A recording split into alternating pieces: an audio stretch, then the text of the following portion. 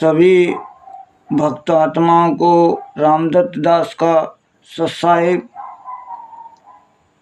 मैं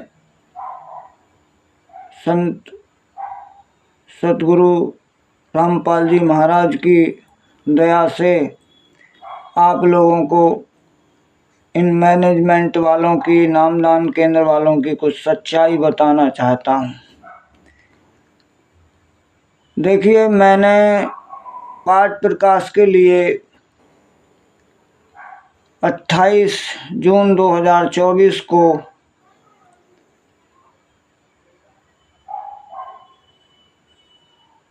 पाठ प्रकाश कराने के लिए 21,000 रुपये जमा किए और ज्योति यज्ञ के लिए 2500। लेकिन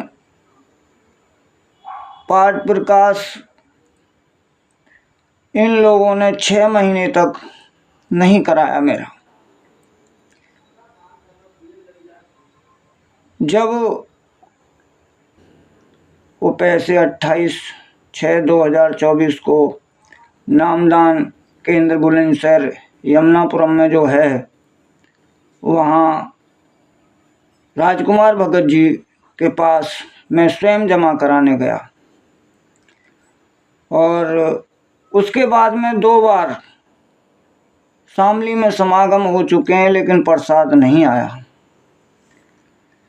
जब प्रसाद नहीं आया, पहले समागम के बाद में हमने पूछा कि हमारा प्रसाद भगत जी आयो अभी या ना आयो, कि भगत जी अभी नहीं आया प्रसाद आपका, ये राजकुमार भगत जी ने कहा हमसे। तो हमने कहा चलो कोई बात नहीं, पर हमें शंका हुई। मैं कहा प्रसाद तो 8-7 दिन बाद ही आ जाए करो हमेशा, अब तो 15-20 दिन हो गए प्रसाद नहीं आया। कोई बात नहीं, फिर 10 दिन बाद फ़ोन किया कि प्रसाद आया था, वो उसमें खुशबू हो गई थी, इसलिए हमने वो वापस कर दिया। हमने कहा चलो कोई बात नहीं। उसके बाद समय बीता, फिर दोबारा शामली में समागम हुआ, तो उसके बाद भी प्रसाद नहीं आया। और जब सत्संग में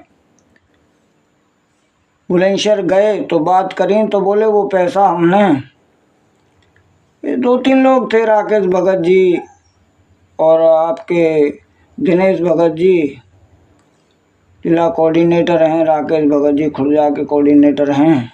उन्होंने, एक विक्की भगत जी भी थे वहाँ, उन्होंने कहा कि वो पैसा तुम्हारा वहाँ भेज दिया था सीतापुर में, जो आश्रम बन रहा है।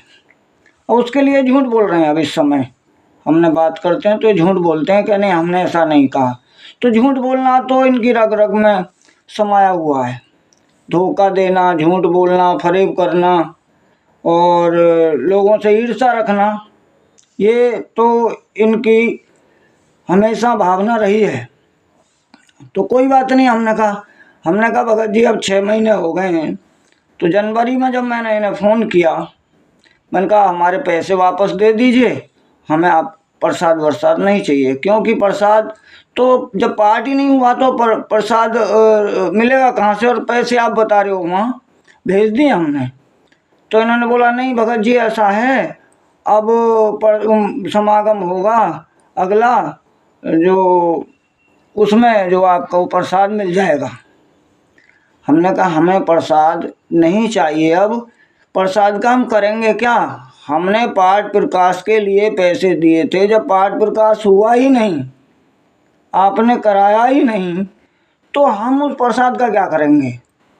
तो भगत जी इस तरह की ये लोग हरकत करते हैं। अब इनका इलाज क्या है? और अगर इस तरह की वीडियो आप लोग देखोगे तो ये और एक कह देते हैं, डराते हैं, भक्तों को डराते हैं कि तुम्हारा नाम दान खंड हो जाएगा, ये वीडियो मत देखना। इस तरह पहले हमसे भी कहते थे ये लोग, जब हालांकि हमें तो पता था शुरू से 21 सितंबर को, तो हम वहाँ जाके, हमें वहाँ भी शंका हुई थी, उसके बारे में फिर बताऊँगा आप लोगों को। तो ये सच्चाई को बाहर नहीं आने दे रहे हैं यार। गुरु जी कहते हैं चोर चुरावे तोमड़ी, उगाड़े पानी में और ऊपर आवे, सच्चाई छानी ना रहे। तो अब इनकी जो करतूत है, ये जो झूठ बोलते हैं, लोगों को ठग रहे हैं, हर तरह से ठग रहे हैं। तो वो अब सामने वो समय आ गया, क्योंकि गुरुजी बोलते थे कि सभी संतों ने समय का इंतजार किया है, तो हम उनके भगत हैं, उनकी वाणी हमें एक एक याद है। इसलिए हम भी इतने समय से 10 साल से हम भी ये देख रहे थे वो कौन सा समय आएगा जब हम इनसे निजात पाएंगे। तो अब देखो भगत जी ऐसा है, अब ये आपको बोलेंगे इस वीडियो को मत देखना, क्योंकि सच्चाई अगर लोगों को पता लगेगी भक्तों को तो आश्रम पे जाना बंद कर देंगे।